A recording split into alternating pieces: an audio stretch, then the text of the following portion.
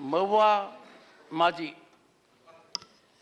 धन्यवाद माननीय सभापति महोदय।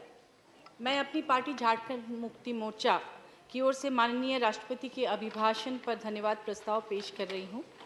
माननीय राष्ट्रपति महोदय ने अपने संबोधन में वर्तमान केंद्र सरकार के पिछले 8 वर्षों की उपलब्धियों को गिनाया। मैं वर्तमान सरकार को बधाई देती हूं, परंतु साथ ही विनम्रता के साथ यह कहना चाहती हूं कि पिछले 8 वर्षों में अपनाई गई सरकारी नीतियां गरीबी उन्मूलन, अनुसूचित जातियों एवं जनजातियों के विकास, महिला एवं बाल विकास, समावेशी विकास के संबंध में पर्याप्त नहीं थी। सभापति महोदय, 2022 में माननीय प्रधानमंत्री जी ने कहा था, जनजातीय समुदायों का कल्याण सरकार की सर्वोच्च प्राथमिकता है और जहां भी हमने सरकार बनाई है, जनजातीय कल्याण को सर्वाधिक प्राथमिकता दी है। किंतु पिछले कुछ वर्षों में सरकार ने आदिवासी क्षेत्रों में प्राकृतिक संसाधनों की लूट को बढ़ावा देने वाली आदिवासी विरोधी नीतियों को आक्रामक रूप से आगे बढ़ाया है। 2022 में प्रस्तावित वन संरक्षण अधिनियम मेरे दावे की संपुष्टि करता है।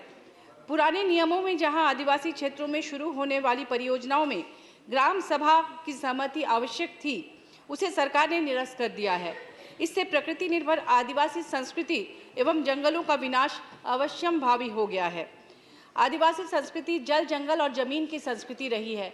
आदिवासियों के जितने भी संस्कार होते हैं, जन्म से लेकर मृत्यु तक, वे सभी जंगलों पर आधारित होते हैं। उसमें साल के पत्ते, नदी, झरने, पहाड़ जिसे बुरु कहते हैं, इन तमाम चीज़ों को लेकर ही वे अपने संस्कार करते हैं, चाहे वह विवाह हो या कोई भी पर्व त्यौहार, जैसे कर्मा, सरहुल, माघे पर्व, सोहराय, जतरा, हर पर्व त्यौहार में जंगलों का बहुत बड़ा साथ होता है। और मुझे लगता है कि विकास का जो आदिवासी मॉडल है आज के समय में, वही इस धरती को बचा सकता है, न कि विकास का पश्चिमी पूंजीवादी मॉडल। तो मुझे लगता है कि इस तरह से ग्राम सभा के अधिकार को छीनना बहुत बड़ी भूल होगी। इससे हर जंगल कट जाएंगे और आदिवासी, गरीब आदिवासी जो सदियों से लघु वनोपज जो जिनकी आजीविका का साधन रहे हैं, जैसे घोंगा, खुकड़ी, रुगड़ा, फिर आपके नदी से मछलियाँ या पत्ता जो होता है केदू पत्ता जिससे कि बीड़ी बनता है, इन तमाम दतवन, इन तमाम चीज़ों को जंगल से ले जाकर वो बेचते हैं और उसी से उनकी आजीविका चलती है। जब तक कि सरकार उनके लिए कोई वैकल्पिक व्यवस्था नहीं करती आजीविका के, तब तक इस अधिनियम को उन पर थोपना बहुत बड़ी भूल होगी, जबकि ये सरकार कहती है कि वो आदिवासी कल्याण की बात कर रही है। हमारे माननीय मुख्यमंत्री श्री हेमंत सोरेन जी ने बार बार सरकार को, केंद्र सरकार को पत्र लिखकर इस अधिनियम का विरोध किया है, लेकिन अभी तक केंद्र सरकार ने कोई भी कारगर कदम नहीं उठाया है। मानव तस्करी की घटनाएं सबसे ज़्यादा गरीब आदिवासी बहुल इलाके से होती है। भाजपा कार्यकाल में पन्नालाल जैसे तस्करों ने लगभग 15,000 आदिवासी लड़कियों की तस्करी की, उन्हें नौकरी देने के नाम पर, और जो अभी जेल में हैं। तो इस तरह की घटनाएं लगातार होती रही हैं। इसलिए महिलाओं को आर्थिक रूप से स्वावलंबी बनाने के लिए, उन्हें सम्मानजनक रोजगार से जोड़ने के लिए एक बड़े बजट की आवश्यकता थी। उसे क्यों नहीं दी गई? सिर्फ यह कह देने से कि सरकार महिला और आदिवासी के लिए बहुत काम कर रही है, काफ़ी नहीं होता। जमीनी कठिनाइयों, हकीकतों की पड़ताल के बाद ही बजट बनाना कारगर होता है, जिसका अभाव इस बजट में स्पष्ट दिखाई देता है। इसी प्रकार 2021 में ध्वनिमत से पारित हुई खान और खनिज संशोधन विधेयक केवल पूंजीपतियों को ध्यान में रखकर बनाया गया। यह नियम खान मालिकों को हमारे देश की बहुमूल्य खनिज संपदा को मुक्त बाजार में बेचकर ज़्यादा से ज़्यादा लाभ कमाने के लिए प्रोत्साहित करता है। सरकार की विकास की नीतियों ने पर्यावरण और खनन क्षेत्रों में रहने वाले आदिवासियों के भविष्य के साथ पिछले 8 वर्षों से इसी प्रकार बस समझौता ही किया है। माइंस में काम करने वाले मजदूरों, महिलाओं और बच्चों के स्वास्थ्य के लिए क्या बजट है, ये अभी तक स्पष्ट नहीं हो पाया है। अब सभी जानते हैं कि कोडरमा एक ऐसा जिला है जहां मायका निकालते हैं और उसमें जो बच्चे और औरतें होती हैं, तमाम दिन भर वो लोग उसको निकालते हैं और कहते हैं ढिबरा, उसका नाम ढिबरा बोलते हैं लोकल भाषा में। उसको चुनते चुनते कितने लोग बीमार पड़ते हैं। क्या इन चीज़ों पर ध्यान है? सिर्फ रॉयल्टी के पैसे सरकार का ध्यान उस पर है। हमारे राज्य सरकार का 1,36,000 करोड़ रुपए बकाया है रॉयल्टी के पैसे कोल इंडिया के पास, लेकिन बार बार पत्र लिखने के बावजूद माननीय मुख्यमंत्री द्वारा अभी तक केंद्र सरकार उस पैसे को वापस नहीं कर रही है। जबकि आप जानते होंगे कि झरिया, धनबाद में बहुत महत्वपूर्ण जगह है झरिया, जहां वर्षों से आग लगी हुई है कोयले के खदान में और जमीन के नीचे नीचे वो आग फैलती ही जा रही है। उसके लिए कोई बजट नहीं है कि कैसे उस आग को बुझाया जाए। किलोमीटर पर किलोमीटर पूरा नीचे से खोखला हो गया है क्योंकि अंदर अंदर आग है। वो राख के ढेर पे वो शहर बसा हुआ है झरिया। मैं गई थी विगत दिनों उसे देखने के लिए। रात में लगता है कि चारों तरफ आग लगी हुई है। ऐसे में इन चीज़ों पर सरकार क्यों नहीं ध्यान देती? सिर्फ उस राज्य को लूटने के लिए वहाँ पर तरह तरह के माइंस हैं, वहाँ से खनिज संपदा लेकर पूरे राज्य को, पूरे देश को समृद्ध करती है सरकार। लेकिन क्यों नहीं वहाँ के लोगों के बारे में सोचती कि जो आग की ढेरी में जिनके घर है उन्हें रात में नींद नहीं आती यह सोचकर कि कभी भी वो धंस जा सकते हैं, वो आग में जमींदोज हो सकते हैं और उनके घर के बीच से कभी कभी फट जाती है जमीन और वहाँ से जहरीली गैस निकलती है। आप सोचिए उनके बारे में जो उस आग की ढेरी में सालों से रह रहे हैं। ये झरिया धनबाद में से फिल्में भी बनी है लेकिन अभी तक केंद्र सरकार इसके लिए कोई भी कारगर उपाय नहीं अपना रही है। कुछ दिन पहले मैंने देखा कि कार्बन उत्सर्जन को लेकर बिल आया, अच्छी बात है। 10 लाख की फाइन के बारे में कहा गया कि कोई स्कूटर भी अगर पुराना चलाएगा और कार्बन उत्सर्जन होगा तो गरीब को भी 10 लाख फाइन देना पड़ेगा। लेकिन मैं कहती हूँ कि ये जो प्रदूषण इस तरह के माइन से निकल रहा है, सरकार की गलती से, कोयला कंपनियों की गलती से, उसके लिए सरकार से फाइन कौन लेगा? जो कि लोगों की जिंदगी से खिलवाड़ हो रहा है, जो वहाँ पर काम करते हैं, जो वहाँ के उन इलाकों में बसते हैं। एक और महत्वपूर्ण बात कहना चाहूँगी कि अडानी पावर प्लांट, आपको पता होगा कि झारखंड में है और नया खुला है, जो कि बांग्लादेश को बिजली बेच रही है।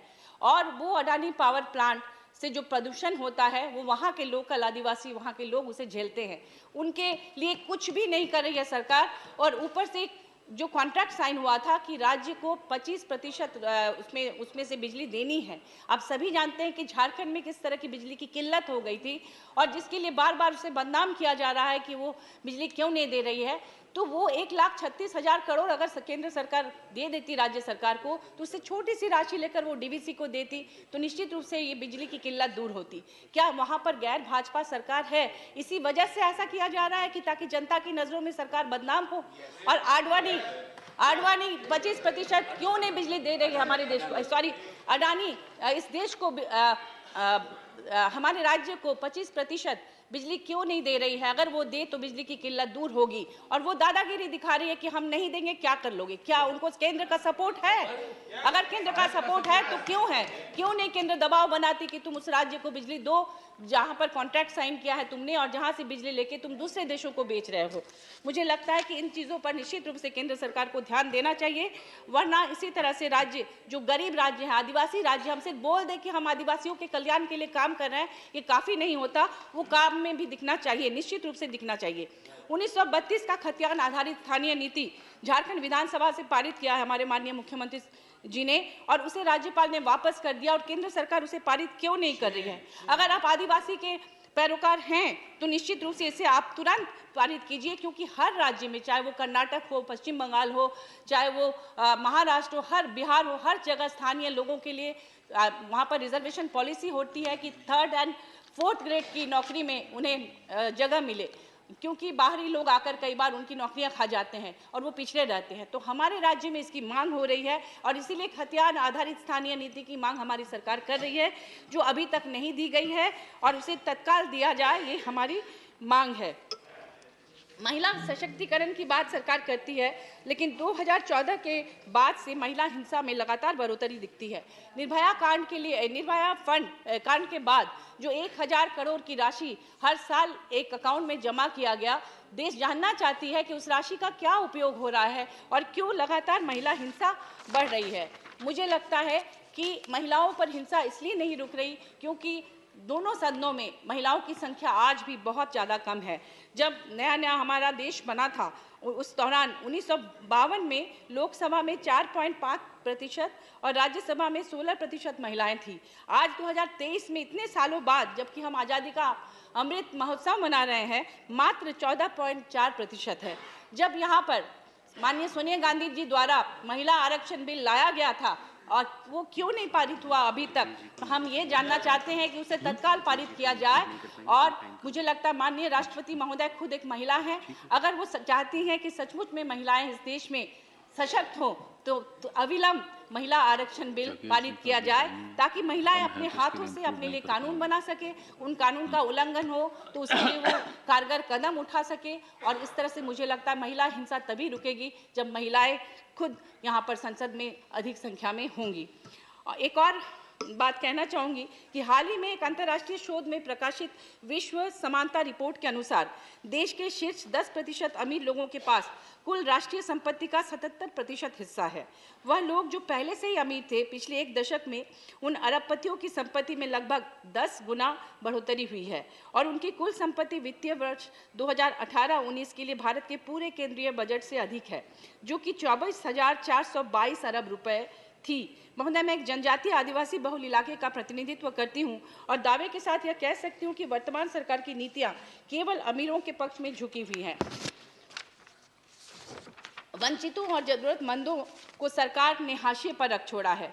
करोड़ों युवा रोजगार की तलाश में भटक रहे हैं, मगर बेरोजगारी जैसे जरूरी मुद्दे पर बजट में बात ही नहीं की गई। ये बहुत ही दुखद है। गाय और गोबर गैस को बढ़ावा देने की बात करती है केंद्र सरकार, ये अच्छी बात है, लेकिन गोबर से निकलने वाले जो खतरनाक मीथेन गैस हैं, उससे आप सभी जानते हैं कि बहुत गर्म होता है, ग्लोबल वार्मिंग के खतरे बढ़ते हैं इससे। तो उन्हें कम करने के लिए इस प्रोजेक्ट के में क्या सोचा गया है, क्योंकि अनसाइंटिफिक तरीके से काम नहीं करना है। अगर हम चाहते हैं कि बायोगैस बने, गोबर गैस बने, तो निश्चित रूप से इसके लिए सोचना होगा कि उससे निकलने वाले मीथेन गैस से कैसे ग्लोबल वार्मिंग को रोका जा सके। सस्टेनेबल डेवलपमेंट की बात करती है केंद्र सरकार। झारखंड जैसे राज्य में जहां माइंस की बहुतायत है, वहां सस्टेनेबल लाइवलीहुड के लिए क्या बजट बनाया गया है, यह झारखंड जानना चाहता है। बहुत बहुत धन्यवाद। श्री जोस के मनी